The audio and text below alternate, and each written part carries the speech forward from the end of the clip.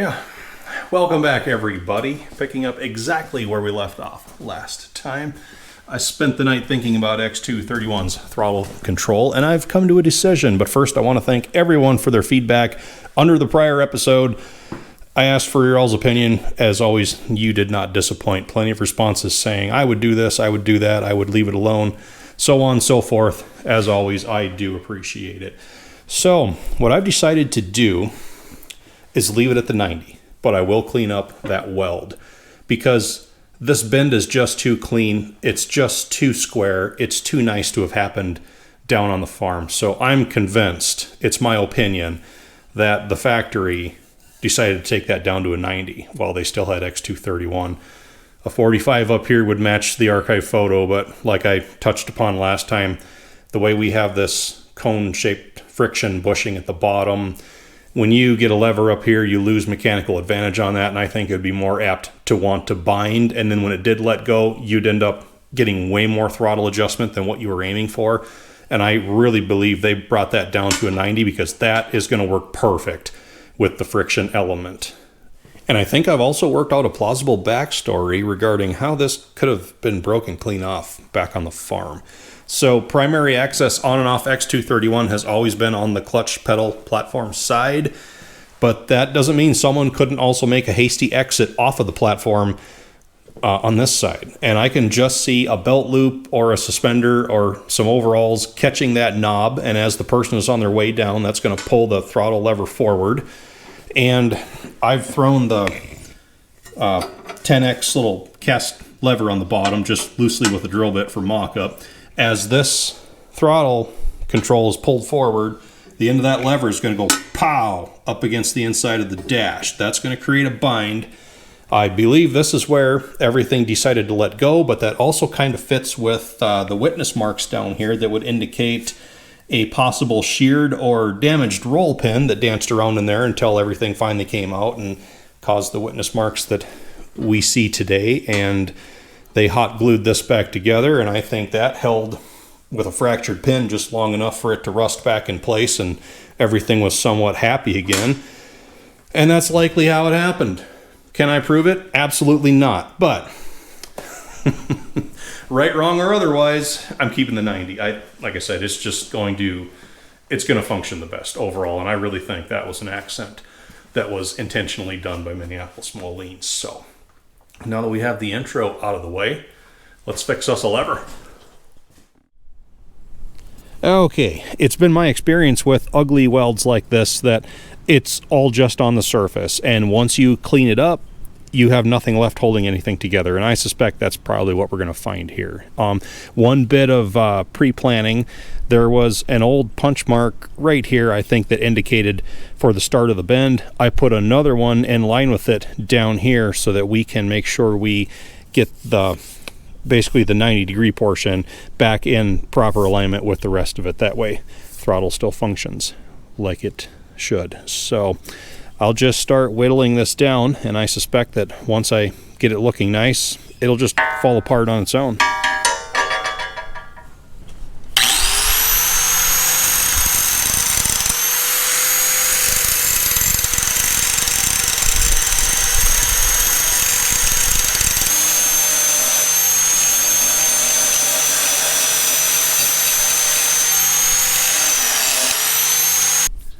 Only about halfway through grinding, and I'm already starting to expose the old crack.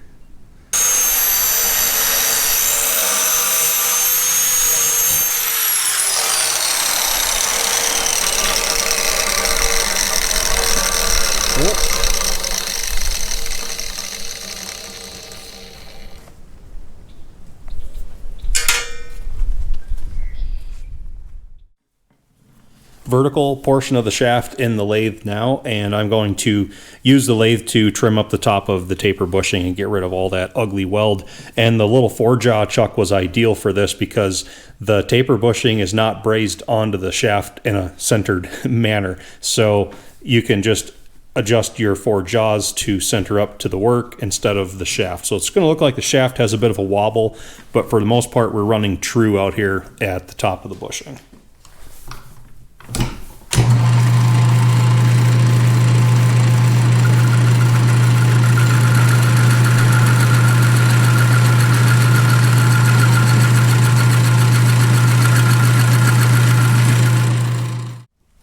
And here's what we have now. I was able to true off the top end of our tapered cone bushing. So it's uniform, it's clean, and we're down to all fresh metal. And while I was at it, I ground a very generous 45 in the end of the 90-degree portion. And this way, when we put the two together, we can fill all of that void with brand new metal. We're not just tacking weld around an existing crack. Okay, this is such a better way to prep a weld joint than how this was before, with everything just broken and rusty on the inside. And plus, weld does not like dirty, rusty metal that will come out and compromise it. So this way, when we jig it all up, we can verify position and then just start replacing missing steel, and we'll be left with a very clean, very strong weld joint. And checking for square, which it looks good. I'm using double V blocks to locate the two pieces, and we have our punch marks in register, so we know we're clocking the lever properly. So we should be able to tack it right here.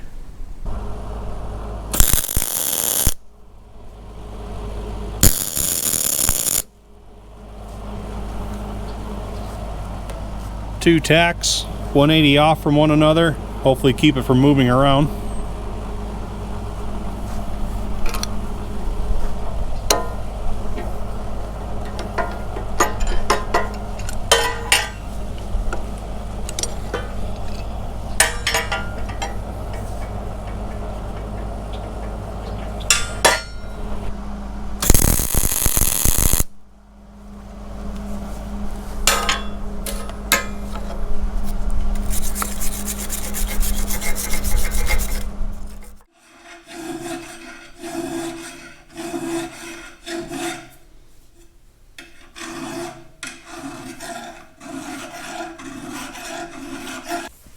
All right, everybody, here it is. I had to finish file that entirely by hand. That was too delicate to do with the grinder. And of course, now that the lever, the rest of the 90 degree is on, we weren't going to spin that in any of the lathes.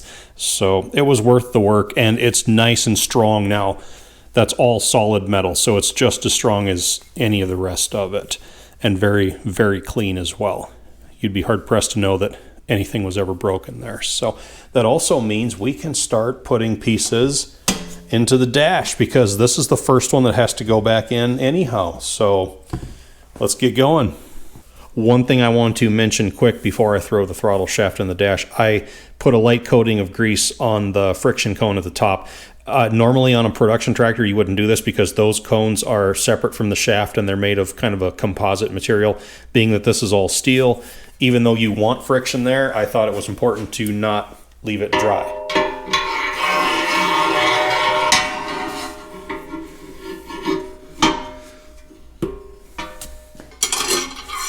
Friction spring and flat washer are next, and you'll see they drilled two different cotter pin holes at the top.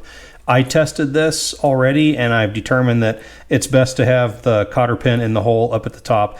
I think they were playing around with the differing amounts of friction, and just going by feel, I think the top is what we're going to want. So it's a bit of a job to compress that spring enough to... Oh, come on, get the pin dropped in, come on. Oh, we didn't make it on the first try. Round two.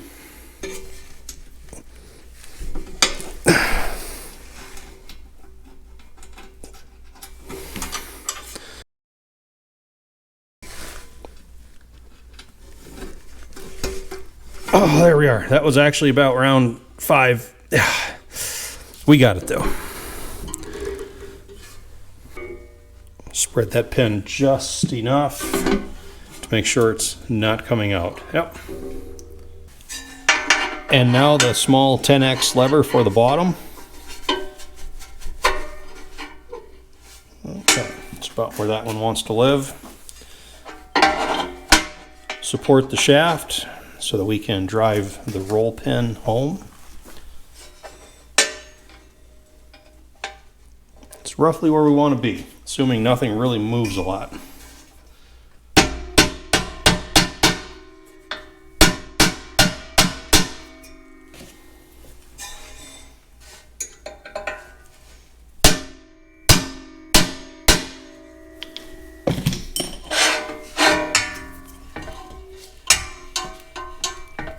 Good. Down on the side of the dash now, this little bushing that's welded takes this pin. So I've got a cotter pin in this end. Stick it through from the inside, just a little bit of grease on there. And that's for, like I said, probably my favorite little accent detail about the prototype, the 10X starter lever. So that goes on like so, and this does carry with it a flat washer out here, and then a cotter pin.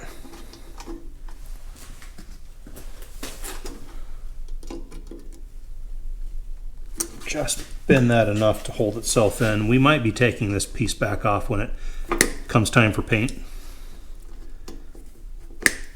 That'll hold it on for now though. Before I throw the upper steering shaft into the dash, I at least want to get it pinned onto the long lower shaft.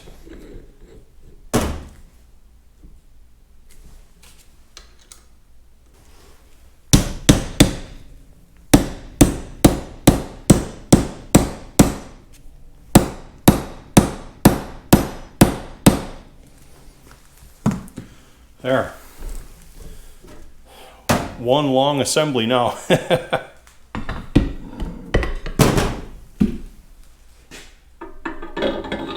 And once again, I've got a light coating of grease on all the important pieces.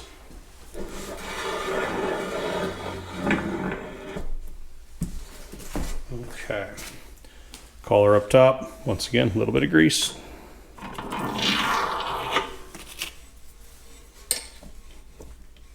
Gauge just a little bit of backlash. All right.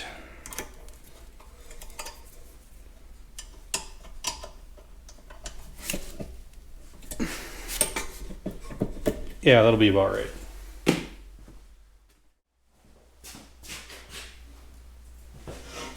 And we can finally put the dash on for good. Oh, I didn't get grease down there. Need grease.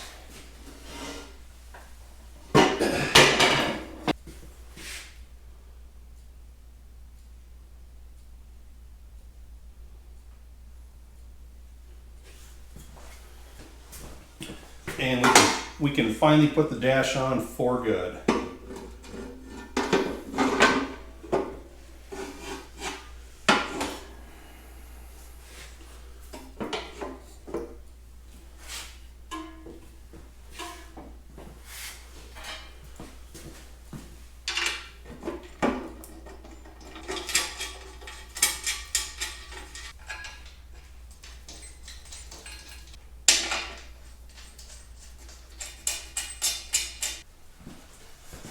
Front fuel tank support bracket next.